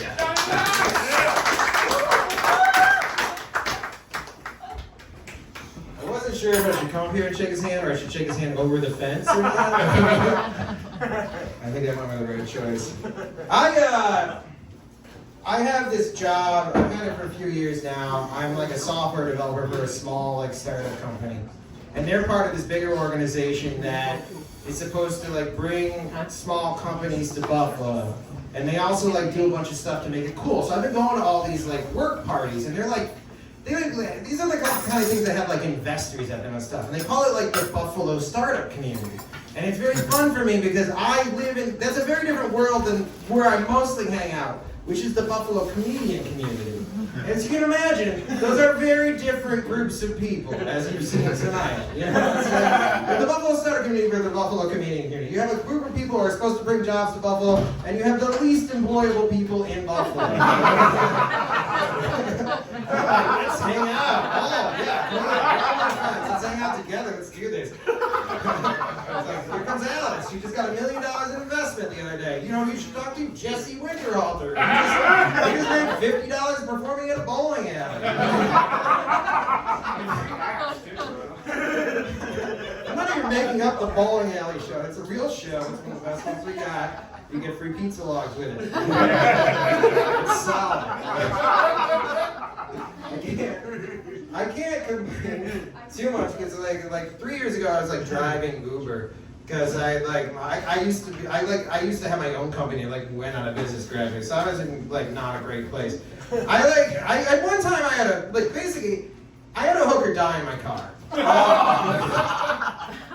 I want to say I'll start off. She didn't actually die. I'm not gonna like try to mislead you, but I was very concerned there for a minute. I get a call, like take a ride, and it's in this really bad neighborhood in this house, but it's also like you can see the face of the person that ordered it, and I'm like, he doesn't live in this house, so I know. Basically what I'm saying is that shipping and handling was not included for this hooker. Pick her up, everything seems, I'm not judging her career choice because I am driving Uber. She is making more money than me right now, so I'm not gonna, but she gets into the front of my car, which immediately concerns me. It doesn't matter what you do for a living, if you get in the front of an Uber, you're a psychopath. Keep that in mind. We go there, we go to the thing, and she just, in the middle of it, she nods off. Like, she just goes like this, like down like this. And I'm like, oh no. She just died. I have a dead hooker in my car. I've just become everything high school, everybody in high school thought I would be. It's sad that my first thought was like, I gotta dump this body because no one's gonna believe I didn't kill her, right? Like, you're looking at me right now skeptical. Right? I'm like, I'm not far from my summer camp, I'll just take her there. That's like their program place, right? She comes back to life and kills the campers, right? That's how it works. I don't know, she did come back to life. She popped back up. Apparently heroin is a hell of a drug. She came back to life and got mad at me for not waking her up. And I'm like, I'm not in charge of you. Like, I'm not your pimp. I'm not your pimp. And then I thought about her and I'm like, oh no, wait, am I your pimp? Like, are hookers like cats? Like one finds you in the middle of the night and you're charging them?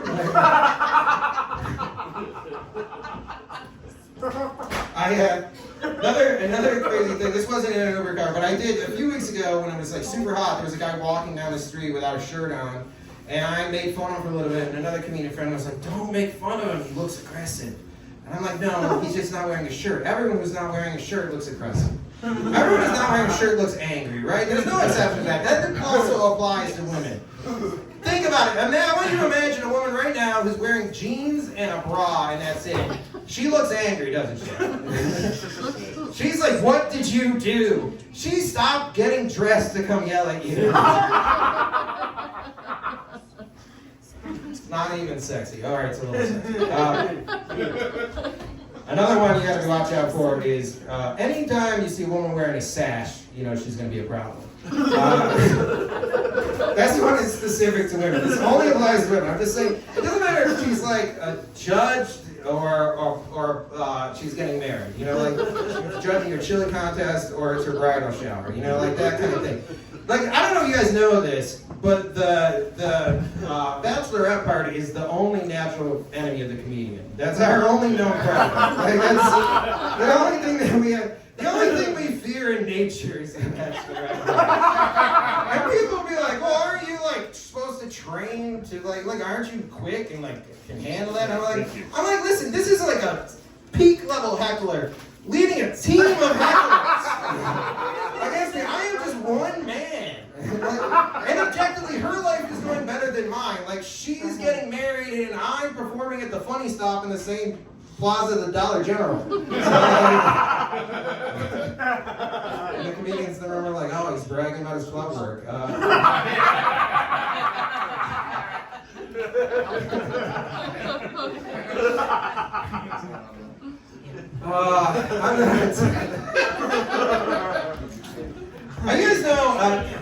Do you guys know that there is a Facebook page called Are We Dating the Same Guy? Miss, you knew? I did not. There are like several reasons I did not expect you to that. One of them being I didn't expect you to be that tech savvy, but the other one being like, how often have you needed that page?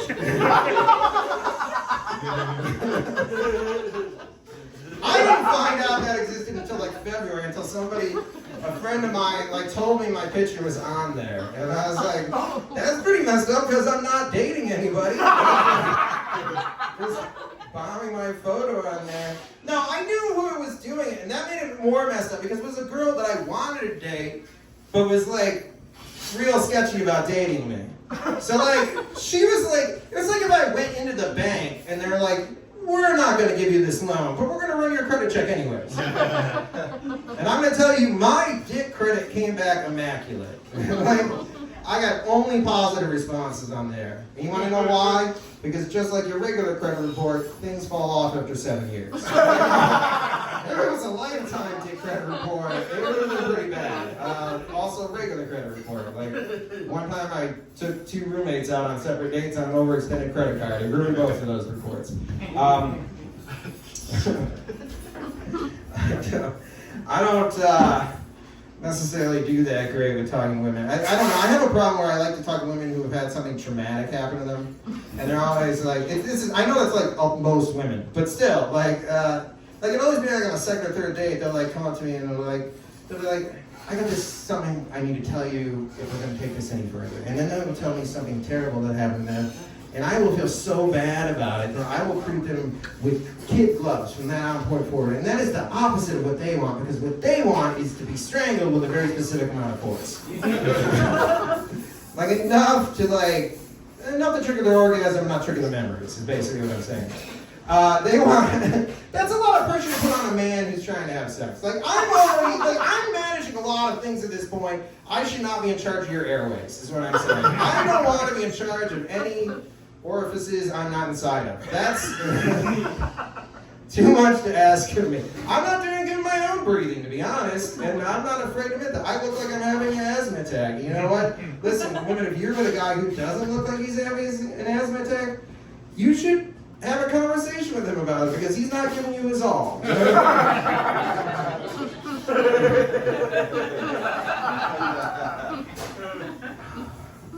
I dated a girl that was a lot younger than me once, and she liked to do that thing where she called me daddy. And you pretended to be offended for a second. And then I'm like, oh, no, I'm not. Don't worry, listen, I wasn't mad about it either, to be honest. I'm not going to pretend that I was. But, like, the thing was, like, here's the thing. If you call me daddy, don't be surprised when I am also disappointed in you. Your father might be right about some things. Like that theater degree, it's not working out. What I'm saying is I'm also not going to make it to the night of your piano recital. I have to work. This spanking is no longer sexual. It is an actual punishment. And you know what you did. Oh, man, I'm forgetting jokes right now. That's really annoying me. I hate that. But I'm going to look at my notebook because I hate not saying this one. Yeah. I had an ex-girlfriend talk to me recently and be like, maybe we could do the friend with benefits thing. And I was like, all right, sure, we could try that. But so far I've seen no benefits whatsoever. I haven't seen any benefits. Basically right now, my benefits are I get to pick her up from the bar when she's drunk. She's a friend with detriments. I would take any benefits. I would take any kind of benefits. I would take cheese. I would take big benefits. From this woman. I have an important thing I have to do this summer before the summer ends. I have a box of my father's ashes in my living room. He died a few years back, and I've been very procrastinated about spreading them.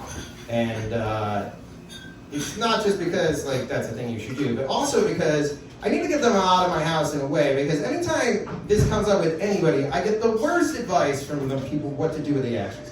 One person was like, "Oh, you should mix them with some paint and then paint a painting." I'm like, that sounds like a way to trap my father's soul in a painting. I don't need a painting that asks me where the remote is.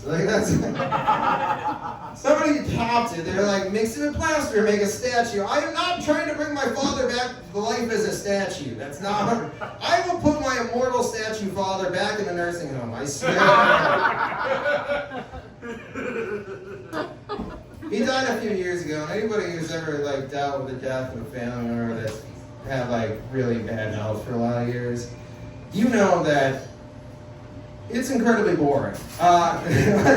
It's tragic, but it's boring as hell. If you've been there, you know, because it's literally, it's not like this moment of sadness that you see on TV. It's like days of just going to the hospital and hanging out with him, and he's not helping the situation at all. Like, he's making it weird. He's like, did you get a girlfriend yet? I'm like, no, Dad, I did not. Thanks for bringing that up. You're dying, I'm going to die alone. We need to figure out that. I just wish I could have done something to help my father, like, go out with a little bit more dignity, you know, like maybe, like somebody you could call, like a Paul Walker Center for Assisted Suicide, or maybe a race car, and they crash into a wall. We're gonna go out, right?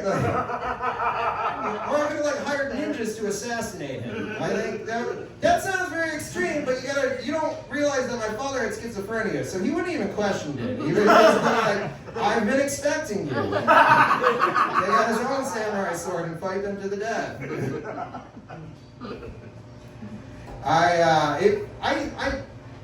I joke about it, and I dealt with it pretty well, I thought. The only time I got really worked up about it was, I wrote like a little bit of a eulogy for him, and then I put it on social media, and I got worked up immediately when I wrote that. It was very difficult for me, not only because it was very emotional, but also because he died the day before Father's Day.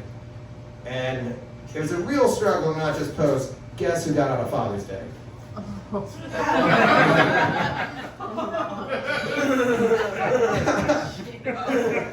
I was going to end it on that, but I don't know for sure. It was just sad. You want me to call this, or you want me to go longer? We could do the other triangle thing. I got shot once. We'll do that one. We'll go over that. I need to run through this story. Yeah. My dad dying wasn't sad enough. We're gonna do this. We're gonna do this too, because I want to run it through. No, I got shot a couple years ago. It was like an attempted robbery. I know what you're thinking after hearing what I said. He deserved it, right? No, I was coming out of my house in the middle of the night to go to a bar, because that's how I live my life. And a man runs out of some hedges next to my house and yells, "Give me all your shit." And I, of course, say, "Go fuck yourself." Because it's fight or flight, and I chose the cool one, right? And the big one.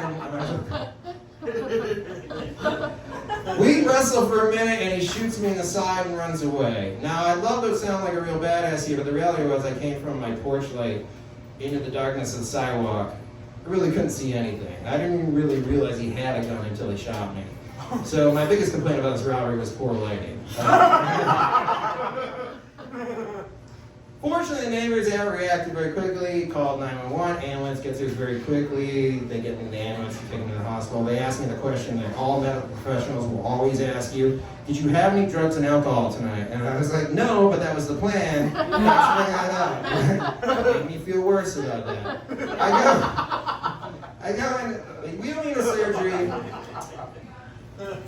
Now, the EMTs laughed at that joke, but they went into surgery, and the surgeons asked me the same question. I am a stand-up comedian, even in this moment, so I will reuse a joke. I talk to them. They don't laugh, which upsets me quite a bit. I'm like, come on, guys, I'm dying up here. Fast forward 2 days, and I mean fast forward because I was unconscious for 2 days. Fun thing about getting shot is all drugs are legal for you at this point. That's kind of a joke, but not really. Like, they tried to fill my Adderall prescription while I was in the ICU, and I had to stop and be like, you guys think I want to be more aware of what's happening right now? I was seeing faces in the walls because of the painkillers they were giving me. But what really bothered me was not that there were faces in the walls, but that the faces seemed to be trying not to look at me. And I thought that was very rude on their part. It was like they were trying to avoid eye contact with me. And I'm like normally we're trying to eat your soul, but you look like you're having a bad time, so you're going to be part of this. And I'm like, I'm going to just slide this way. I got out of the hospital, obviously. Was in there for a couple weeks. They give you a physical therapy test before you can leave, but it's not very difficult. You had to I had to prove you can go up some fake stairs and get into a fake bathtub. But I swear, as I'm doing this, as we're going into the fake bathroom, the physical therapist almost tripped. And I'm like, if you fall, I can do anything I want here. This is an automatic game. If your physical therapist falls and you don't, you automatically pass this test. I got out, went back to work. Everything went more or less okay. from that point on. But I did get a very awkward question from one of my coworkers. It was like an intern from another country, so don't judge her too harshly. But she like comes over to me one day and she's like, "What's the guy who shot you black?" And I was like, "He was, but listen, you can't judge people like that. You gotta judge everybody by the good, the bad, and the ugly that they do." And I thought that was a very good answer for me to tell her off the top of my head. But I also had a much dumber answer in my head, where I was like, even if I was that kind of guy, and I kept a list of bad things that black people have done to me, I had a black ex-girlfriend. Like, she's still at the top of that list. It's not even close. Like, this dude just shot me. He didn't tell me he loved me before he did it. All right, I'm done now.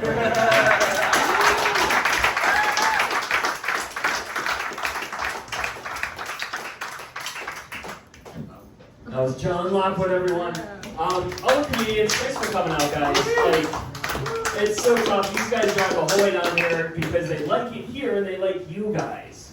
There's no other reason. They don't come for me. They like it here and they like you guys. So thank you guys so much for driving down. I really appreciate it. I appreciate all the time you guys give me. All the time. And thank you guys for coming out and just hanging out the whole time. Some of you were surprised by that this was happening. Some of you weren't. If you guys are hanging out this weekend at Whirlybird, I will be there the whole time. Come say hi. That's all. That's all. I appreciate you guys coming out tonight. Once I'm cleaning up, I'm going to the beer snob. So make sure you guys close out your checks, tip well, and have a good night.